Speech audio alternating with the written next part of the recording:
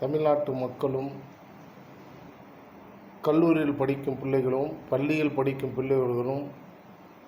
பிள்ளைகள் தன்னைத்தானே நான் ஒரு அறிவாளி, சிந்தனையாளர், நன்றாக படிப்பேன், நான் உயர்ந்தவன், நான் அழகானவன், நான் ஒரு ஹீரோ என்று தன்னைத்தானே எல்லோரும் நினைத்து கொண்டால் வெற்றி வழி மிக சீக்கிரமாக கிடைக்கும். ஆகையால் படிப்பில் நல்ல கவனம் செலுத்துங்க, நன்றாக படிங்க, நல்லா படித்து ஒரு விஞ்ஞானியாக மாறுங்க, ஒரு சயின்டிஸ்டாக மாறுங்க, ஒரு இன்ஜினியராக மாறுங்க. படிப்பில் தமிழ்நாட்டு குழந்தைகள் எல்லோரும் கவனம் அதிகமாக செலுத்துங்கள்.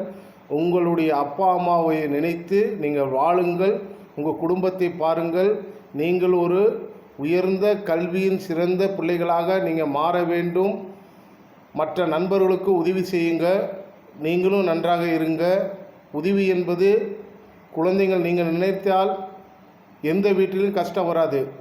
தன் பள்ளியில் படிக்கும் பிள்ளைகள் எல்லோரும் தன் நண்பர்களையும் தன் பள்ளியில் படிக்கும் ஏழை பிள்ளைகளுக்கு பணம் வசதி இருக்கும் பிள்ளைகள் உதவி செய்து வந்தால் உலகத்தில் தமிழ்நாட்டில் பஞ்சமே இருக்காது. தமிழ் மக்கள் இல்லை, இந்தியாவில் இருக்க எந்த குழந்தைகளுக்கும் பஞ்சம் வராது. அவரவர் கல்வியில் இருக்கும் பள்ளியில் இருக்கும் பிள்ளைகளுக்கு, கல்லூரியில் இருக்கும் பிள்ளைகளுக்கு நீங்கள் உதவி செய்தாலே உங்களுக்கு ஒரு நல்ல ஒரு எதிர்காலம் இருக்குது. அவர்கள் படித்து ஒரு நல்ல வேலைக்கு போகிறப்போ அந்த நன்றியை மறக்காமல் திருப்பி உங்களுக்கு செய்வார்கள். ஆகையால் பள்ளி குழந்தைகள் நீங்கள் நினைத்தால் இந்த நாட்டையே மாற்ற முடியும் என்று அப்துல் கலாம் சொன்னார். ஆனால் நான் சொல்கிறேன், குழந்தைகள் நீங்கள் நினைத்தால் எந்த வீட்டிலும் கஷ்டம் வராது. இது உண்மை. கல்லூரி பிள்ளைகளும் பள்ளி பிள்ளைகளும் நீங்கள் நினைத்தால் யார் வீட்டிலும் கஷ்டம் வராது. உங்கள் அப்பாட்ட சொல்லி, அப்பா அவருக்கு ஒரு 100 ரூபா கொடுப்பா, ரொம்ப கஷ்டப்படுறாங்கன்னு சொல்லி நீங்கள் செஞ்சீங்கன்னா கண்டிப்பாக செய்வார்.